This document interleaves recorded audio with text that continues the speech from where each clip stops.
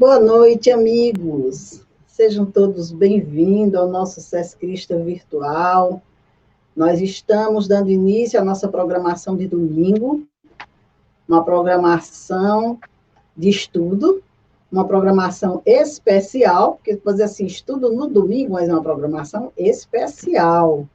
É um trabalho de estudo comentado, um estudo da obra Pensamento e Vida. Os nossos amigos, os nossos convidados vêm contribuir com o seu pensamento, com o seu entendimento. Então, é um momento especial, em que a gente transforma o estudo numa palestra, numa conversa, e com isso a gente vai se apropriando mais das informações que essas obras trazem, obras magníficas, né, trazidas pelo nosso saudoso Chico Xavier, há mais de 70 anos, como é o caso dessa obra, e que, infelizmente, desconhecida de alguns de nós, né, do movimento espírita. Então, é importante que a gente traga à tona esse estudo novamente e façamos uma releitura para a gente ir contextualizando, né, verificando aí a obra de 70 anos atrás, onde que ela está nos atualizando no momento, né, e a gente vai se surpreender, com certeza. E aí, hoje, o Fabiano, de Brasília, o meu amigo da quinta-feira, vai estar conosco nesse primeiro capítulo. Boa noite, Fabiano. Seja muito bem-vindo à nossa Parnaíba virtual.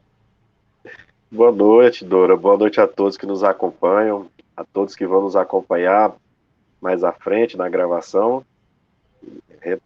Falando novamente que é sempre um prazer. E muito bem lembrado o estudo de uma obra como essa, que faz 70 anos, e a gente percebe como a espiritualidade benfeitora, ela age sempre de forma, vamos dizer, atemporal.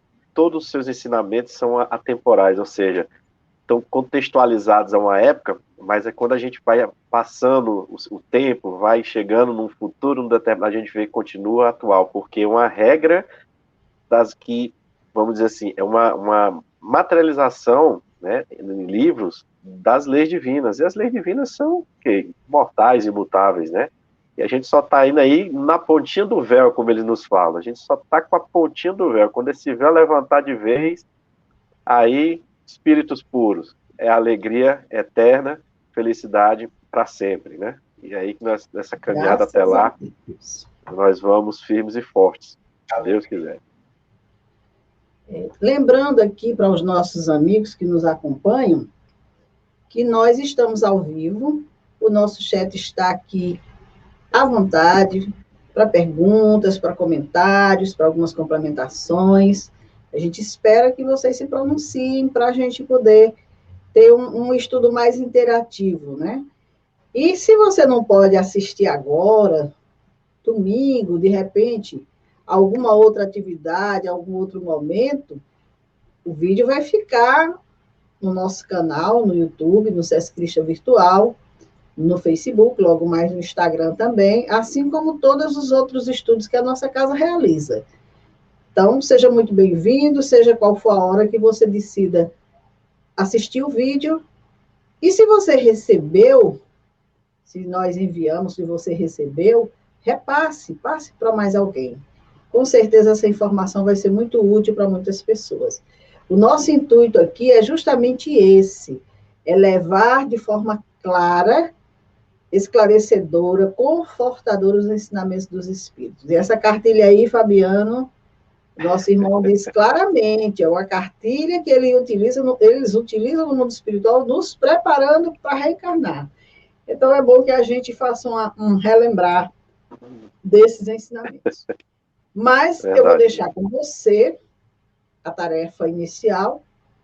Você vai conversar conosco sobre esse primeiro capítulo, para que a gente possa compreender um pouquinho esse capítulo que fala que a mente é o espelho da vida. Então, vamos passar para o Fabiano a palavra. Fique à vontade, Fabiano. Perfeito, Dora. Obrigado, Dora, pela oportunidade novamente. É muito interessante. Se isso é uma cartilha, eu fico imaginando quando é uma apostila e depois passarmos para um livro, né?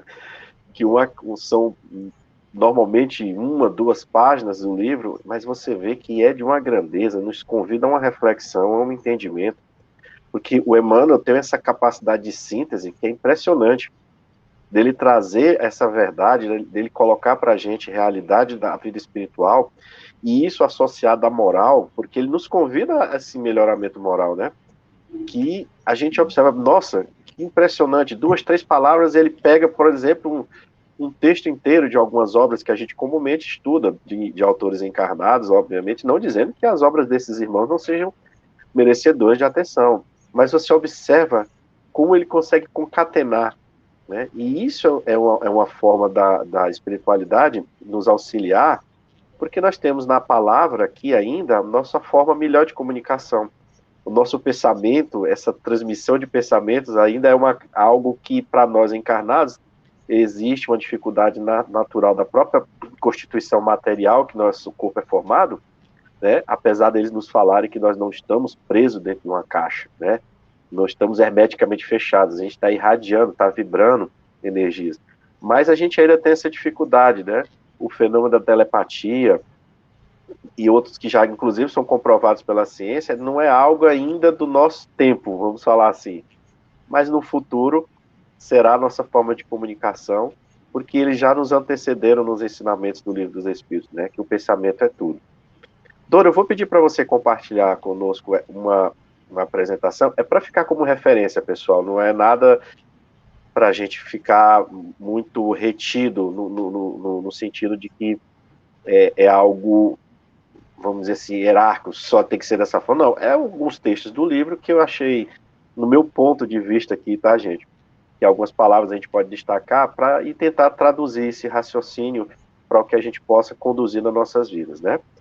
Eu vou aproveitar essa imagem, pode voltar à anterior, Dora, só rapidinho para a gente pegar o pensamento em vida. Eu gostaria de falar para vocês uma coisa interessante, que quando se fala em cartilha, que se buscou algo que possa nos auxiliar aqui, não tem como a gente, quando estudar Emmanuel e qualquer outro benfeitor espiritual, sem lembrar de Kardec, né? Eu lembro que Emmanuel falou para Chico, quando se apresentou na condição de espírito para realizar o trabalho, para falar do trabalho que eles tinham, que ele disse que se ele dissesse ou escrevesse algo contrário a Jesus e a Kardec, que ele ficasse com Jesus e Kardec. Então, ele nos dá a base, a referência da moral, que é de Jesus, na verdade, e do todo o ensinamento que veio se articular depois, que veio ser desenvolvido após, que é com Allan Kardec. E é importante a gente falar de Allan Kardec, porque nós podemos dizer que essa cartilha chegou por ele, vamos dizer assim, mais propriamente dito, né? Kardec nos fala lá que, pelo mês de maio de 1855, ele teve, né, juntamente com a sonâmbula, a senhora Roger, junto com o senhor Fortier, né, que era o magnetizador da senhora Roger, o contato com o fenômeno das mesas girantes, né? E foi aí que ele começou a testemunhar esse fenômeno, foi quando ele começou a ver essas mesas se movimentando, né? E também presenciou, nessas primeiras reuniões, alguns ensaios muito imperfeitos da escrita mediúnica, né, que era feita naquelas pedras de ardósia, né, com auxílio de uma cesta, né? E o que Kardec fez com isso? Quando ele observou o fenômeno, até então ele não acreditava, eram fenômenos que estavam buscando despertar a atenção das pessoas, principalmente dos homens de ciência da época, e foi quando Kardec realmente teve esse primeiro contato que ele foi observar. E aí o que ele fez? Ele entendeu que ali tinha uma nova ciência, né? E aí ele começou a aplicar o chamado método da experimentação. Ele disse que nunca formulou, olha só que interessante essa observação de Kardec, tá? Esse ensinamento. Nunca formulou teorias preconcebidas, observava atentamente, comparava, deduzia as consequências dos efeitos que procurava remontar as causas pela dedução, pelo encadeamento lógico dos fatos, não admitindo como válida uma explicação, senão quando ela podia resolver todas as dificuldades da questão. Então tá aí porque que Emmanuel disse que Chico, qualquer dúvida, ficasse com Kardec também. Porque ele fez o uso desse entendimento, ele aplicou esse método científico, ele dizia o seguinte: enquanto eu não esgotar tudo, eu não tenho isso como verdade, né? E aí, Dora, aí você pode passar o primeiro slide, por favor, Dora. Quando a gente chega na obra como Pensamento e Vida, que Emmanuel nos traz essa informação no primeiro capítulo, né? O espelho da vida. Eu fui buscar entender, mas espelho, que interessante, né? Espelho se a gente buscar lá, a gente fala algo que reflete uma imagem, né? Mas a própria palavra espelho, que deriva do latim specere, quer dizer que significa olhar. Então a mente, poderíamos traduzir, é um olhar da vida, né? Mas que interessante essa questão do olhar da vida, porque Kardec, quando vem depois desenvolver o estudo do Livro dos Espíritos, os nossos benfeitores amigos lá nos respondem na questão 460, algo muito interessante. Eles nos dizem assim: vossa alma é um espírito que pensa. Não ignorais que, frequentemente, muitos pensamentos vos acodem a um tempo sobre o mesmo assunto, e não raro contrários uns aos outros. Então, o pensamento é um atributo. Eu penso, outros pensam, esses pensamentos se entrecruzam, vamos dizer assim. E quando eles nos falam que somos criados simples e ignorantes, passando pelas experiências da vida, né, sendo trabalhados ao longo dos anos, a gente vai entendendo que essa faculdade vai se ampliando, vai desenvolvendo a inteligência e vai nos aprimorando moralmente, porque com a inteligência desenvolvida a gente reconhece melhor o bem e o mal. Então, vem nos dizer o Emmanuel que a mente é o espelho da vida em toda a parte. É o olhar que nós temos por toda a parte. Como é que nós olhamos a nossa vida em toda a parte? Quem sou eu na maturidade que me encontro nas experiências? O que eu emano olhando essa vida? E aí a gente fala um pouquinho sobre a vida num contexto muito interessante, porque existe uma diferença entre conceito e definição, né? Quando você fala de conceito, é algo mais abrangente, mais aberto. É algo que você não determina a definição, não. É algo que você precisa evitar ambiguidade, certas palavras, ou seja, você coloca aquilo de forma muito clara. Mas quando você fala que Deus cria sempre, por que Deus cria todo o tempo? Por que Deus está criando espíritos? É só para povoar o universo? Então, eu posso falar da vida nesse sentido num conceito. De definição, eu não tenho essa capacidade porque eu ainda não me interagi com o Criador de forma de sentar com eles assim, tá bom, Deus, agora me explica direitinho por que essa criação constante todo o tempo, né? Isso a gente vai um dia compreender melhor. Mas se eu for definir a vida do ponto de vista aqui, agora, com a doutrina espírita, nós podemos falar que nós temos lá na questão 132 a resposta, que é a encarnação, que é a vida que nós conhecemos aqui nesse ponto de vista, é para que a gente chegue à condição de perfeição. Né? Por isso que Emmanuel vai nos dizer que a mente e essa manifestação do espírito, né? E aqui nós estamos falando do ponto de vista espiritual. É claro que existe muitos estudos no núcleo científico que corroboram esse entendimento, mas ainda colocando como o cérebro físico como a fonte de toda a origem do pensamento, né? E a gente sabe que o cérebro é um órgão que tem sim a sua finalidade, porque o corpo é o templo do espírito e é para que ele se utilize aqui nessa vibração, nessa condição material, física que a gente conhece. E aí Emmanuel vai nos dizer que a mente, né, que esse olhar da vida, ergue-se na terra para Deus, sob a égide do Cristo, a feição do diamante bruto que, arrancada ao ventre obscuro do solo, avança com a orientação do lapidário para a magnificência da luz. Interessante. A égide do Cristo, né? Sobre a proteção, o amparo do governador planetário. Então, nós espíritos que encarnamos aqui no planeta Terra, estamos aqui nos desenvolvendo e ampliando, melhorando essa nossa condição, fazendo com que a nossa mente, com o que nós pensamos, com que a qualidade desse pensamento, com aquilo que a gente produz, esteja em uma conformidade moral que esteja como vamos falar assim, condizente com o Evangelho. Porque o Evangelho é uma regra universal. O Evangelho é aqui em qualquer local da galáxia. E aí, como a gente falou anteriormente, ele está dentro de uma condição que a gente pode perceber, mas a gente vai ampliando isso, vai ampliando o entendimento e vai vendo que todas as vezes que a gente aplica algo da nossa realidade dentro do contexto do Evangelho, né, a gente vai perceber por que muitos autores estudiosos da psicologia dizem que Jesus é o maior psicólogo do mundo, é o maior gestor, líder, porque tudo que ele falou e colocou é para que a gente se eduque de forma a que esse pensamento ele possa corroborar um mundo melhor. E ele começa conosco. Por isso que se fala de lapidário, está lapidando, nós somos esse diamante bruto, nós somos esses espíritos que, como bem nos coloca os benfeitores, nós estamos mais próximos do início do que do fim. Então nós trazemos muito ainda do que se chama de animalidade, desse comportamento mais primitivo, que naturalmente hoje, com o grau de conhecimento que nós temos, também não denota que somos espíritos primitivos no sentido de usarmos a força bruta todo o tempo. Isso são resquícios que ainda precisamos trabalhar. Então, por isso que é um lapidário. E nós estamos indo em direção a essa luz do esclarecimento e do entendimento. Então, essa palavra égide é muito importante, porque nós estamos sob a proteção e o amparo do governador planetário. Mas não é que Jesus está simplesmente ignorando, pegando na nossa mão aqui e dizendo assim, vai só por aqui. Não, ele sabe que, em alguns momentos, ele surge para nós numa condição em que poderíamos simbolizar como pegar na nossa mão.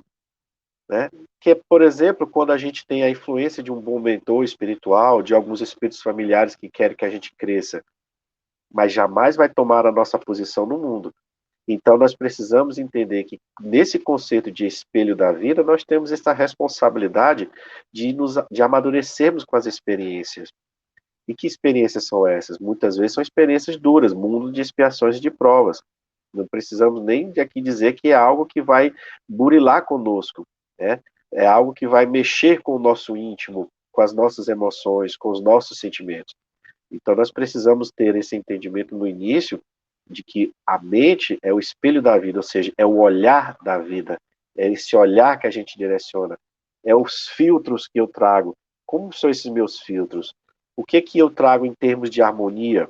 O que eu entendo em termos de preconceitos? Por que eu tenho preconceitos? De onde vem essa experiência que me diz que alguém que tem uma cor da pele diferente da minha, eu atribuo a ele uma condição inferior? Por que eu ainda tenho esse pensamento de que a mulher tem que ser sempre submissa e eu não posso deixá-la se igualar na sociedade como a gente fala, a polaridade masculina?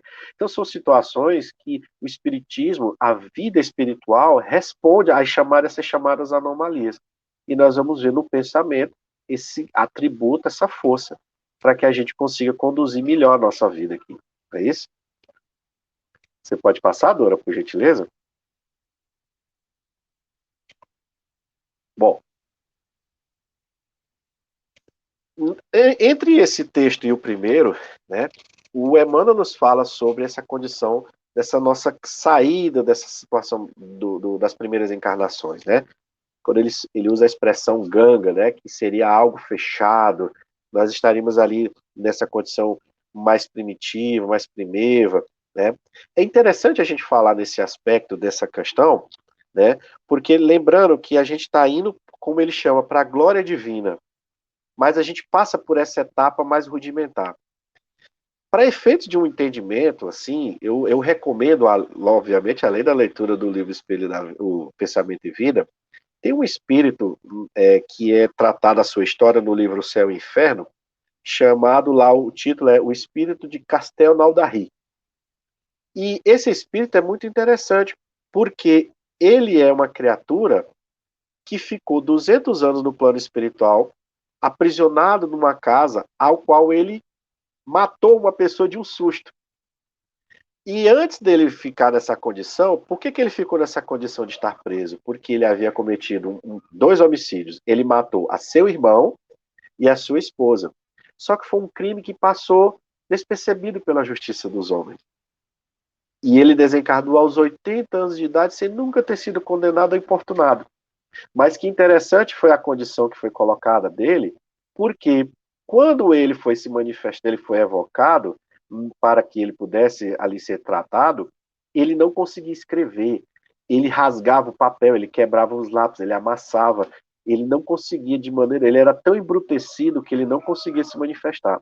E foi revelado por São Luís que ele tinha, antes dessa encarnação em que ele cometeu o homicídio, ele encarnou em uma tribo selvagem no planeta Terra. E antes disso, ele tinha vindo de um mundo primitivo. Era um espírito recém-saído de um mundo primitivo, ou seja, em que a força bruta preponderava nele. Por isso que por isso que essa expressão de diamante bruto. Então, veja, um espírito que veio, naturalmente iria utilizar esse seu condicionamento ainda, né? Mas para título de educação, que foi uma educação dura para ele ficou 200 anos preso dentro da casa sem poder sair, até que ele começasse a arrepender-se do ato que ele tinha cometido. Do momento em que ele se arrependeu, que ele mostrou o chamado remorso, que o arrependimento é esse remorso, essa mágoa por algo ruim que nós fazemos, foi que ele teve condições de sair da casa e começar a ir para as reuniões onde Kardec fazia na Sociedade Espírita. Então, vejamos, é claro que aí é uma condição bem específica, mas mostra para nós também o que, que nós estamos fazendo lidando com esse comportamento, né?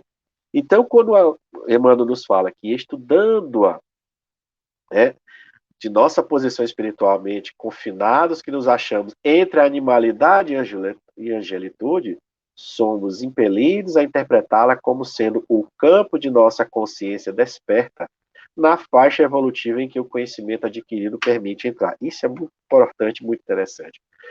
Veja, quando se fala em animalidade e angelitude, nós falamos, logicamente, já nos remete à escala espírita.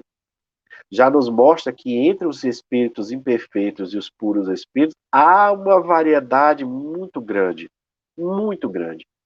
Então, cada um desses espíritos, cada um de nós está aqui pensando nesse exato momento.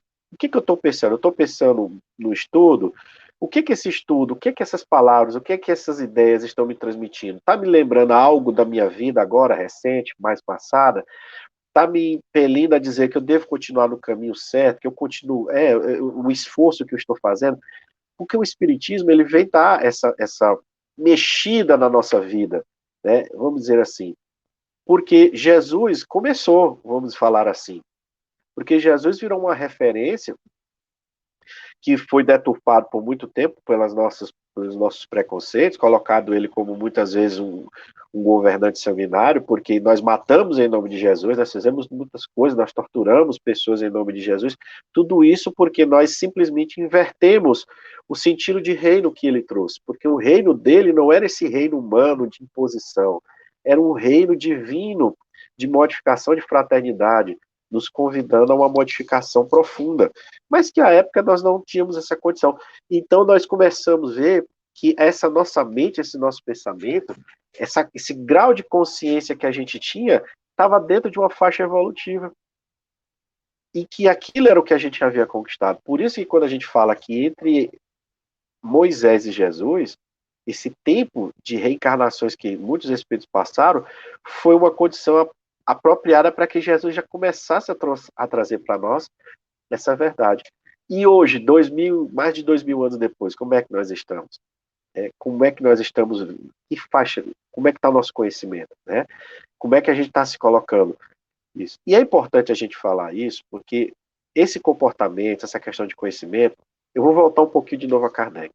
Porque Kardec, quando começou a trabalhar, a adentrar, a ter conhecimento do que seria a sua missão, ele recebeu, por volta ali de abril de 1856, e posteriormente lá em 12 de junho do mesmo ano, uma mensagem que diz exatamente o que queria ser o seu trabalho nessa seara, né? Quando os espíritos falam que a missão dos reformadores é cheia de escolhas e perigos. A tua é rude. Previno-te, porque há o mundo inteiro que se trata de agitar e de transformar. Não creias que te seja suficiente publicar um livro, 2 livros, 10 livros, e ficares tranquilamente em tua casa. Não, é preciso te mostrares no conflito. Contra ti se assolarão terríveis ódios, implacáveis inimigos, tramarão a tua perda. Estarás exposto à calúnia, à traição, mesmo daqueles que te parecerão mais dedicados. Não parece um aviso que Jesus deu para os apóstolos, quando ele falou que se fizeram isso com o ramo verde, quanto mais com os galhos secos, né? Se perseguiram Jesus, jogaram Jesus na cruz, quanto mais aqueles que o seguiam. E aqui a gente fazer um paralelo, esse recado que Kardec recebeu, se nós trouxermos para a nossa realidade íntima, é uma verdade que acontece. Quantos de nós que estávamos perdidos, iludidos, cegos, e descobrimos a verdade, começamos a seguir. E muitas vezes sofremos perseguições, somos caluniados, a gente passa a ser motivo de chacota, muitas vezes de preconceito, porque adotamos seja o espiritismo ou seja qualquer religião, as pessoas começam a querer nos deslocar para aquilo que a gente era antes. É como se mudar fosse algo que fosse uma imperfeição, quando na verdade não. Então, essa consciência começou a despertar. E aí a gente vai adentrando nessa condição de melhoramento. Então, animalidade, angelitude. Sejamos reformadores da humanidade ou reformadores próprios. Temos que entender que esses escolhos são para nos movimentar. Nós não podemos esquecer nunca que as dificuldades que nos acometem são exatamente para a gente começar a ter esse pensamento, esse entendimento, esse olhar da vida mais apropriado, mais acentuado ao benefício comum, né? Então a gente vai fazendo esse entendimento muito importante. Essa colocação de Emmanuel, de que a mente, né, devemos interpretá-la como campo de nossa consciência desperta na faixa evolutiva em que o conhecimento adquirido nos permite operar. Então, é um convite para que a gente continue ampliando esse conhecimento, né? Porque a espiritualidade nos fala que o entendimento, a compreensão, a elevação moral, ela é precedida pela da inteligência. E a inteligência é exatamente quando a gente passa por essas situações, qualquer que seja. É uma profissão, é dentro da família, somos levados a raciocinar. Mas esse raciocínio, ele precisa também estar dentro do quê? De um grau de misericórdia. Porque quando é perguntado aos espíritos qual era o sentido da palavra caridade que Jesus aplicava, era o perdão das ofensas, indulgências para com os erros, não é isso? Que nós tínhamos que ter o perdão, a indulgência e a benevolência. Então a razão tem que estar também com esse tempero da indulgência, né? E sabemos que o outro tem imperfeição, e sabemos que o outro tem uma consciência da qual ele adquiriu, é até ali que ele conseguiu chegar. O que está acontecendo na vida? Será que eu faço parte desse processo mais próximo dele? Porque, de uma certa forma, geral, sim, estamos todos dentro de um mesmo planeta, mas especificamente, existem situações que a gente poderia perceber se sou eu que tenho que atuar mais próximo. Sou eu, de repente, a ponte que posso levar essa criatura a um grau de entendimento maior, mas o que nós devemos também perceber nesse grau de indulgência e de benevolência é que a gente não impõe. Então, oferece a luz, como nos foi oferecido. Em algum momento da nossa existência, nos foi oferecida essa luz e a gente aceitou. E aí abraçamos essa árdua tarefa, porque passando por que Kardec passou, nós também temos essa condição de superarmos. Quem sabe aí nós não seremos futuramente um Allan Kardec de algum mundo desses aí, né? A gente se coloca à disposição do Criador exatamente quando a gente supera essa fase da animalidade e se aproxima da angelitude, né? E lembrando que impelir é nesse sentido mesmo, de avançar à força. Muitas vezes é no sentido de impulsionar mesmo. A gente precisa, de repente, daquele empurrão, como a gente fala. Eu estou parado, alguém precisa me sacudir da cadeira, alguém precisa me tirar da rede, cortar o punho da rede, se for o caso, para que eu saia dessa inércia. Então, a gente é impelido, né, a interpretar, ou seja, a buscar o entendimento, né? Você quer falar alguma coisa, Dora?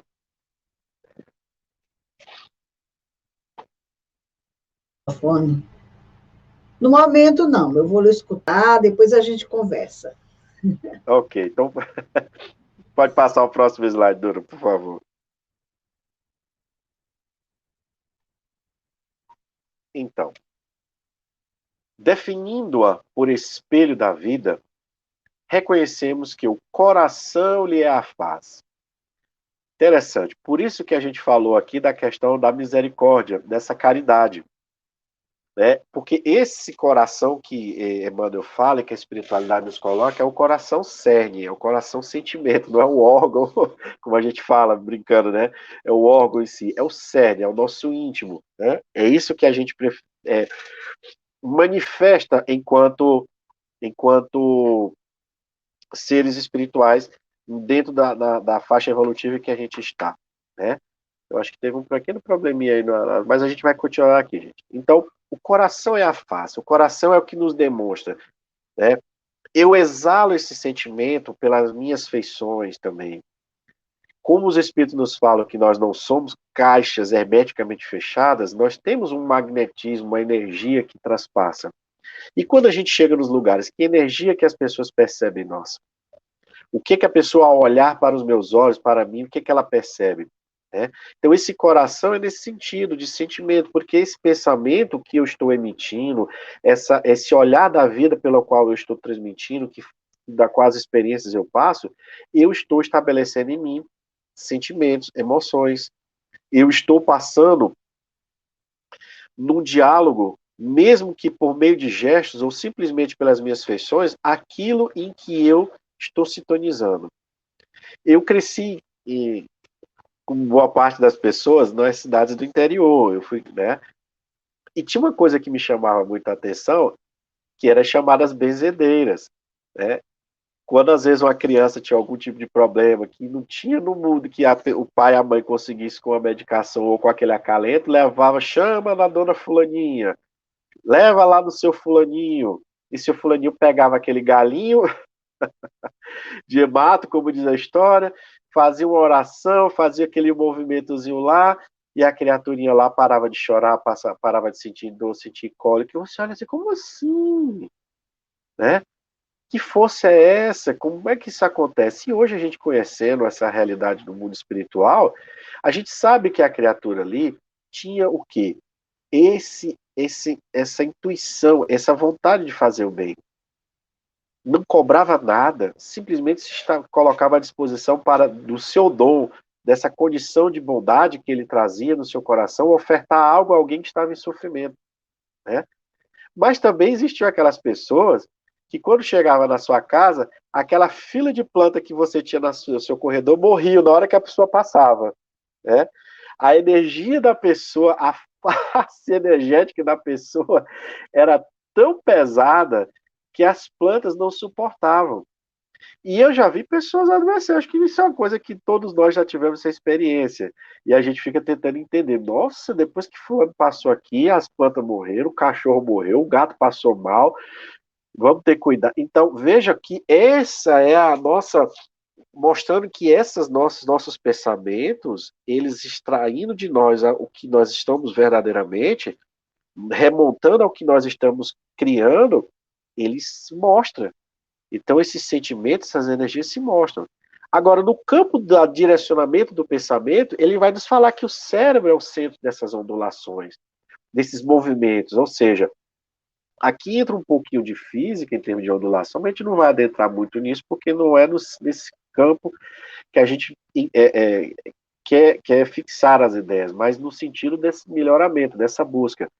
Então, ele vai gerar essa força, esse cérebro físico, ele manifesta, o espírito pensa, e esse cérebro físico recebe as informações, né? E essas informações, elas são repassadas no nosso íntimo.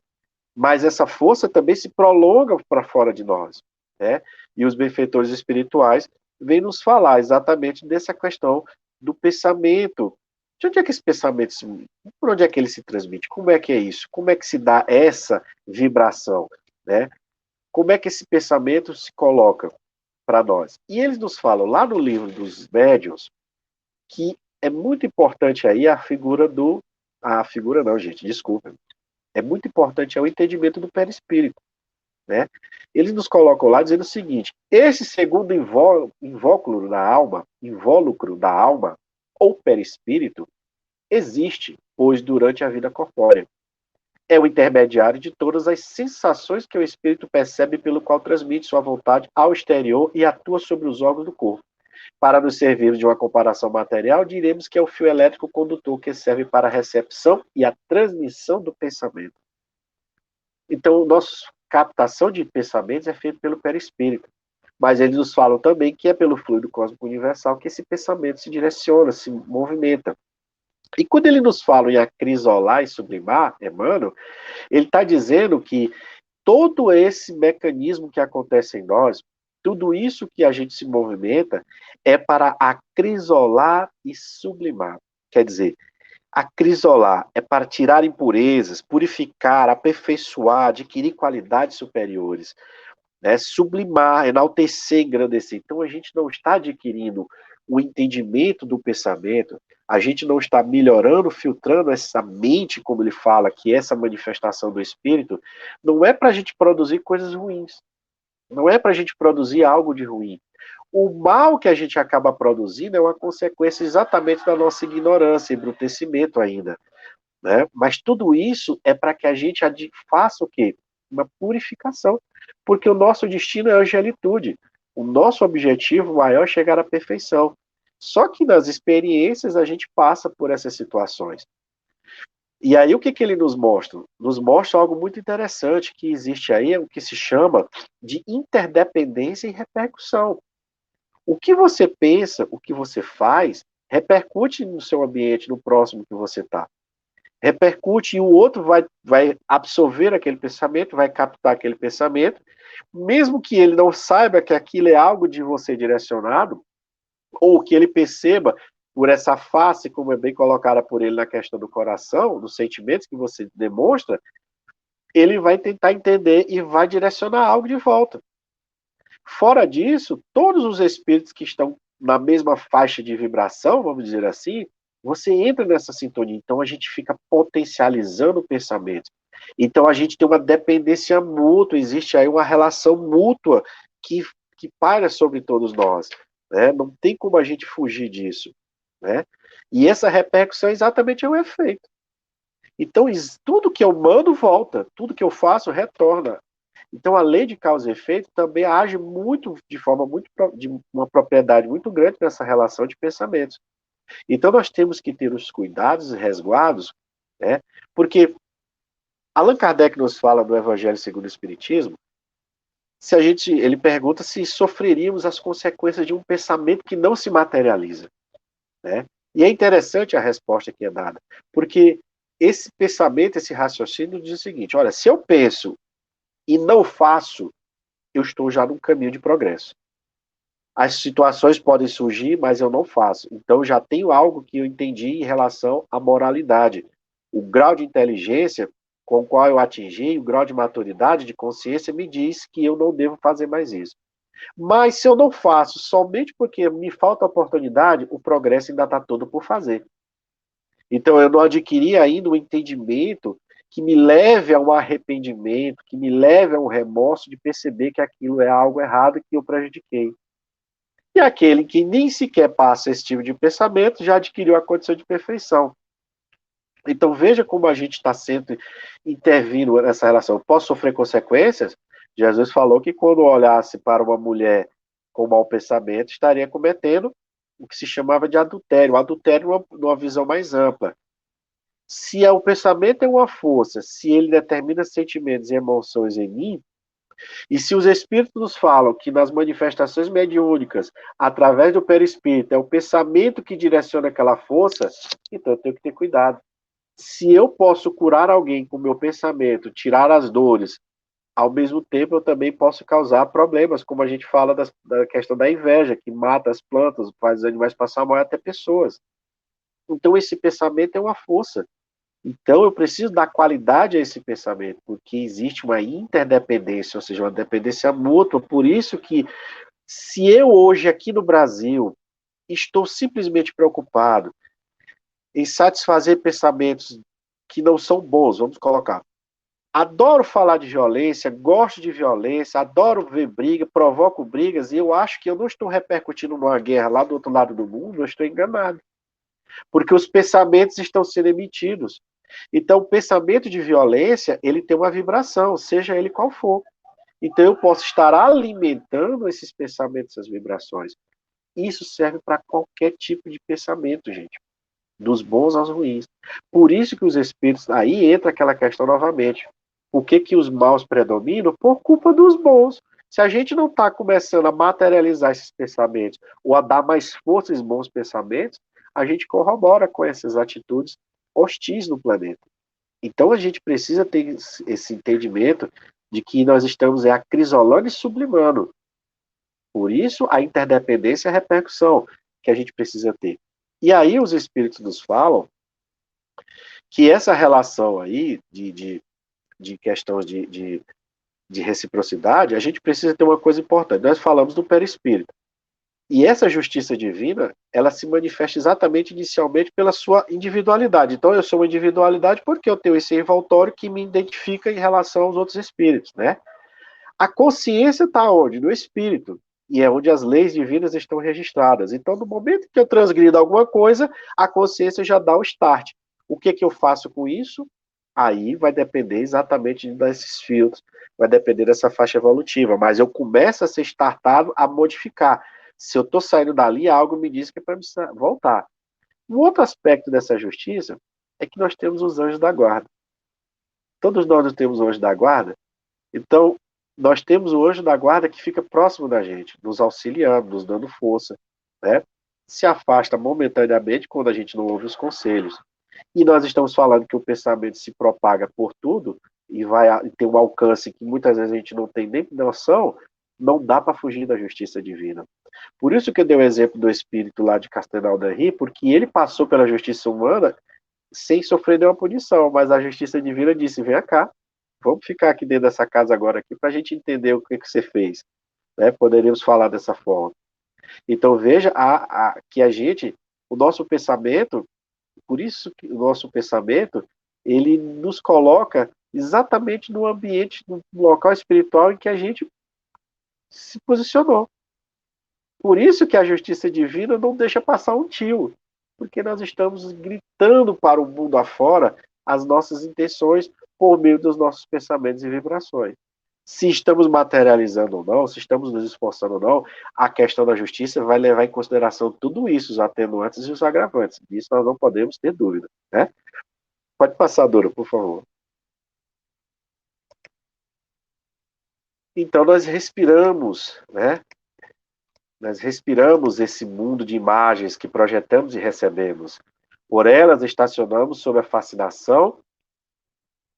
Desculpa, gente. Por elas estacionamos sob a fascinação dos elementos que provisoriamente nos escravizam, e através delas incorporamos o influxo renovador dos poderes que nos induzem à purificação e ao progresso. O reflexo mental mora no alicerce da vida. Refletem-se as criaturas reciprocamente na criação que reflete os objetivos do Criador. Olha que interessante, né? Nós estamos, então, sempre projetando algo, sempre trazendo uma imagem, sempre colocando e recebendo de volta. Né? Então, nós precisamos entender que, de um certo momento, a gente pode se escravizar, né? A gente pode se colocar numa condição de dificuldade, sim. Por quê? Vejamos. Ele nos fala que tudo se desloca e renova sob os princípios de interdependência e repercussão. Certo. Agora ele nos fala algo interessante. Ele diz que o reflexo esboça a emotividade. O que seria esse reflexo? Né? Uma reação involuntária, sensorial motor. Então, quando eu estou naquele início de progresso, eu tenho um reflexo. E esse reflexo vai me extrair uma emotividade, um estado emotivo. Essa emotividade, ele nos fala que plasma uma ideia. E plasmar, que interessante, é modelar, é afeiçoar, é organizar. Eu já começo a organizar uma ideia. E essa ideia vai determinar em mim uma atitude, que é um comportamento ditado.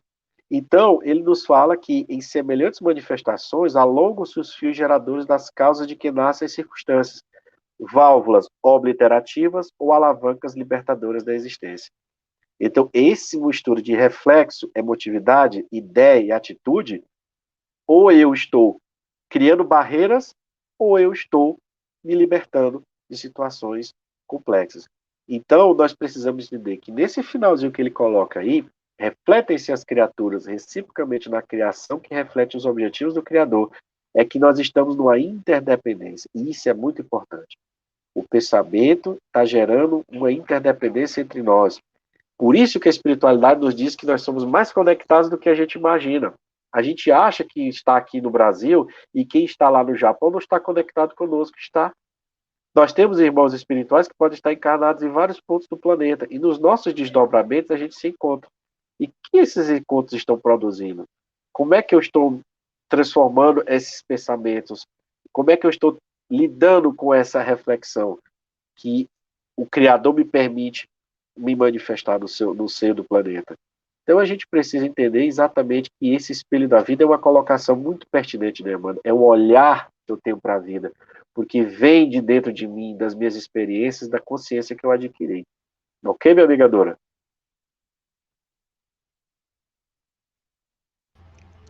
Ok, meu amigo.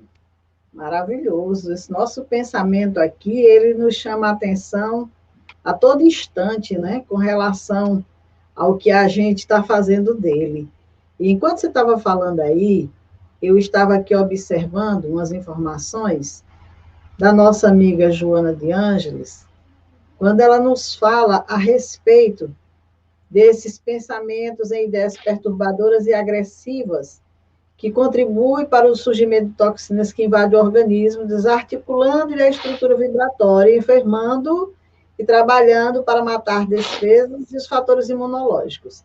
Aí eu pensando, veja bem, nós temos uma ferramenta grandiosa, como você acabou de mostrar para a gente, né, do nosso pensamento, que Deus nos permite, através dele, a gente ser grandioso, evoluir, crescer, se melhorar, se transformar, mas a gente ainda desconhece muito as funcionalidades dele, né? A gente ainda tem a noção de que nós somos um ser solto aí na criação. E aí, Fabiana, eu lembrei também do médico Deepak Chopra, eu gosto muito dos livros dele. Ele é um médico indiano com especialização em endocrinologia, e ele nos diz que nós somos as únicas criaturas na face da Terra capazes de mudar nossa biologia pelo que pensamos e sentimos. Então, veja bem, nós temos uma ferramenta que esse espelho da vida, como você bem colocou, para se refletir em nós, mediante o que eu penso, eu posso simplesmente imprimir em mim estados doentios, como a Ivone, a Joana falou, eu posso trazer doenças, eu agora já estou saindo para o campo mais assim, aproximado de nós, com relação a essa questão do pensamento, do que a gente faz, como você bem perguntou, que tipo de pensamento a gente tem, né? Como é que a gente está, a nossa onda mental, porque às vezes a gente se adoece e a gente acha que não tem nada a ver com isso, né? Que não contribuímos nada com isso. E aí, quando eu vejo esse pensamento aqui, desse Chopra, que eu gosto muito, ele falando que nós mudamos a nossa biologia com o que pensamos e sentimos. Para esse momento que nós estamos vivendo, a gente tem que estar atento aos nossos pensamentos, né? A gente começa a entrar em pânico, em pavor, em negativismo, e em busca de ideias negativas, como você bem colocou aí. E isso traz um adoecimento que a gente não tem noção. Porque ele diz que as nossas células estão constantemente bisbilhotando nosso pensamento e sendo modificado por elas. Quer dizer, eu fico pensando em coisas ruins, em coisas negativas, e olha como é que ela vai se refletir em mim. As minhas células estão ouvindo os meus pensamentos para saber como é que elas vão se comportar. Então, isso quer dizer que eu dou o direcionamento da minha vida, eu reflito para mim mesmo. Porque quando você falou da imagem do espelho, eu também fico pensando, espelho da vida. Ora, um espelho não reflete nada se não tiver nada na frente dele, né? A partir do momento que você se coloca frente a ele, você já está se refletindo. Então, é como se fosse, o pensamento fosse esse espelho. Você pensa, e aí você já reflete para você aquilo que você está pensando. Não só para o mundo espiritual. O que você acha sobre isso, Fabiana? Eu estou divergindo aí do que você falou? Não, não, de maneira nenhuma. Porque, como a gente falou no início, esse olhar para a vida, que eu reflito em mim exatamente através do que eu sou atualmente, do que é das minhas conquistas, né? E essa questão que você colocou do Deepak Chopra é muito interessante, porque quando a gente vai no Livro dos Espíritos, que a gente fala lá na lei de adoração, quando se fala da prece, o que é a prece não é uma transmissão de pensamento, né? E os benfeitores nos falam que o pensamento e a vontade representam em nós um poder de ação que alcança muito além dos limites da nossa esfera corporal. Quer dizer, alcança a nossa esfera corporal, como o Deepak colocou, como você externou, onde eu modifico a minha célula, minhas moléculas, mas vai muito além. E isso é importante a gente perceber, porque como o Emmanuel está nos colocando nessa reciprocidade e repercussão, é exatamente esse além, porque quando eu penso em algo e vai, aquilo vai ter uma volta, um retorno. E se a prece é um direcionamento ao Criador, ou algum benfeitor espiritual, naturalmente que se ela é feita com sinceridade, com fervor, com a atenção devida, eu vou estar ali recebendo esse auxílio. Então, o que Emmanuel nos coloca, o que o Espiritismo nos coloca nesse campo maior, o Emmanuel está nos colocando, e aí exatamente corrobora o pensamento do Deepak, é que a gente também age em nós, esse espelho da vida, esse olhar da vida, ele começa em mim. O que que eu sou, o que é que eu penso, o que é que eu faço. Quando eu começo a sentir uma raiva de alguém, quando eu sinto um remorso de algo, eu começo a sentir uma dor em alguma parte do corpo, é exatamente as suas células se alterando em razão do pensamento que você está emitindo. Está o seu cérebro traduzindo essas emoções, dizendo assim, é raiva, deixa eu jogar essa substância química aqui, produzir, mandar o órgão tal, produzir tal substância, para que as células comecem a ter esse comportamento. É um aviso que a gente precisa renovar e ter atenção a esses sentimentos, a esses pensamentos que a gente cria. Porque o obstáculo, como a gente colocou, as vicissitudes, o objetivo da encarnação é nos fazer chegar à perfeição, mas a gente tem que superar os obstáculos advindos naturalmente das nossas imperfeições. Eu vendo aqui a Joana no livro Dias Gloriosos, ela falando, corroborando com esse pensamento de Chopra, ela disse a mesma coisa que ele.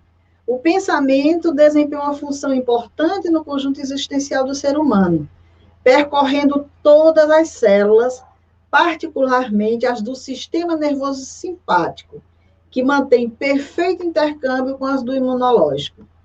Utilizando-se dos neurônios cerebrais e das suas conexões eletroquímicas, o espírito está sempre enviando mensagens de variado teor a todos os setores do envoltório físico pelo qual se manifesta.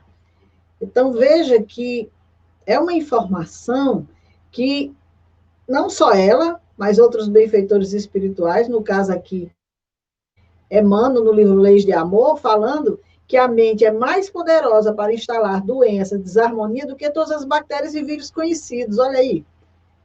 Então, veja bem, nós temos uma ferramenta grandiosa que Deus nos deu para nos elevarmos, como bem disse o nosso irmão lá, né? A gente sair daquele estado de inferioridade e se sublimar, mas a gente não está usando bem essa mente. A gente está usando para se adoecer, a gente está usando para perder nosso equilíbrio, a nossa harmonia, quando, na realidade, a gente poderia, e daí a importância desse estudo, desse esclarecimento que Emmanuel nos traz nessa obra, é ter conhecimento dessas potencialidades do espírito que nós trazemos, porque nós podemos nos reerguer rapidamente, mediante essas informações, sabendo o que fazer com elas. Se você recebe um computador potente em casa, você não abre, e você não lê o manual, e você não procura nenhuma informação, você olha e vê o bicho, né? Você não tem nem coragem de chegar perto. Quando você começa, abre, começa a manusear, lê o manual e vê como é intuitivo tudo ali, tudo, você evolui naquilo ali. Então, mesmo assim, a nossa mente, a gente precisa saber que a gente tem essa ferramenta que pode nos auxiliar e muito. Se Deus quiser, espero que esse estudo aqui nos conduza nesse caminho. Com certeza, Dora. E isso é realmente o que a gente tem que aprimorar. O raciocínio que nós somos convidados para a realidade da vida maior, hoje no grau de manifestação que nós temos da realidade espiritual, porque a gente até falou no estudo das leis morais, que a realidade espiritual hoje, ela não é algo, vamos dizer assim, unanimidade que as pessoas não acreditam. Não, a gente sabe que tem muitas pessoas que buscam auxílio da espiritualidade, mas para outros quesitos, para quesitos puramente materiais, de satisfação de interesses, de desejos de vingança, de posse, enfim, de posse de algo que vai ficar aqui nessa realidade. Para isso aí, a gente sabe o caminho bem direitinho. Buscar, né? Quando diz assim, vamos agora fazer a nossa parte de esforço de fazer, temos o arrependimento, a expiação e a reparação, aí a gente corre, a maioria corre, como diz assim, o ditado, como o diabo corre da cruz, né? Porque chama o esforço, a renovação, né? A Luane aqui dizendo, eita, meu povo, é um orar e vigiar eterno. Precisamos aprender como usar a nossa capacidade mental para coisas boas. Verdade. Minha amiga, E nós lembrando, somos... tá? O comentário lá do Luane foi muito, muito pertinente, lembrando que esse orar e vigiar, que Jesus falou, que é importante, quando a gente associa com esse estudo de Emmanuel, por isso que ele fala nessa a consciência na faixa evolutiva em que nos encontramos. Porque muitas vezes eu acho que está certo, porque aquilo eu vivi, eu absorvi, eu culturalmente entendo que é daquela forma. Mas vem o despertar, vem uma situação, a realidade que vai me chamar para uma nova forma de ver, aí eu tomo a responsabilidade de fazer a escolha. Continuo no mesmo ou sigo a realidade? Por isso que Jesus diz que uma vez que você põe a mão na charrua, não olha para trás. Né? Esse é um chamado importante. É verdade. Meu amigo, graças a Deus, nós tivemos um olhar desse espelho da vida, como você bem colocou aí, um olhar da vida, né, para a gente ter um entendimento desse primeiro capítulo da obra, de forma que a gente possa ter o interesse de prosseguir no entendimento desse estudo. Mais um comentário.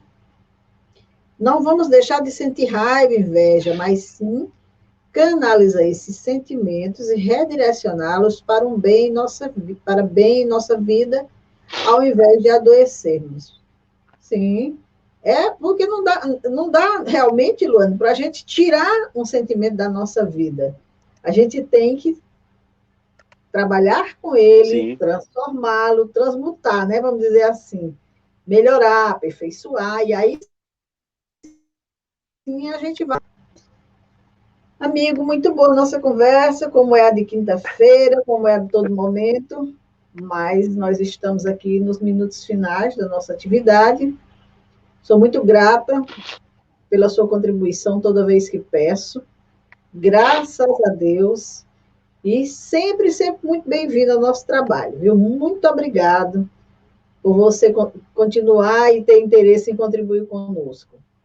E deixo aqui os momentos para você fazer suas considerações finais. Eu que agradeço, Dora. Eu desejo a todos um ótimo final de domingo, uma noite abençoada, e que a gente possa, nas nossas preces noturnas agora, no momento em que a gente vai descansar o corpo físico, pedimos para a espiritualidade, aos nossos mentores, aos nossos anjos da guarda, que nos continue dando essa aula, nos colocando naquilo que for pertinente para a nossa evolução, e que, se possível, possamos trazer as lembranças para que a gente continue tendo força, né? Que a nossa sinceridade, ela cada vez mais avance na direção de Jesus, sobre a luz do Espiritismo, e que esse trabalho que é feito hoje pelo SESC Cristã, com todos os seus canais, com todos os demais amigos e colegas colaboradores, que eu sou mais um colaborador, e isso eu sou grato a Deus por poder fazer parte da Seara, e continuemos firmes e fortes, né? Sempre firmes e fortes. E se lembrando, se a gente cai é porque está de pé, se a gente tropeça é porque está andando. Então sigamos firmes com Jesus, com Kardec e com os benfeitores amigos. Uma boa noite a todos, foi um grande prazer. Boa noite a você, boa noite aos amigos que estiveram conosco, aqueles que irão adentrar. Eu vou colocar o comentário do Difran. Ele diz: excelente estudo, vou me refletir nesse espelho da vida para melhorar esse meu sentimento, que não é de raiva, mas sim sentimentos que não consigo entender, que às vezes vêm fortes. Eita, Gilfran, você agora foi fundo. Meu amigo, é isso que a gente tem que fazer, todos nós, todos nós. Verdade. Então, boa noite, amigos. Todos os que nos acompanham, aqueles que irão assistir mais tarde esse vídeo, fiquem com a nossa programação, a programação do nosso canal SESC Cristã Virtual. Boa noite.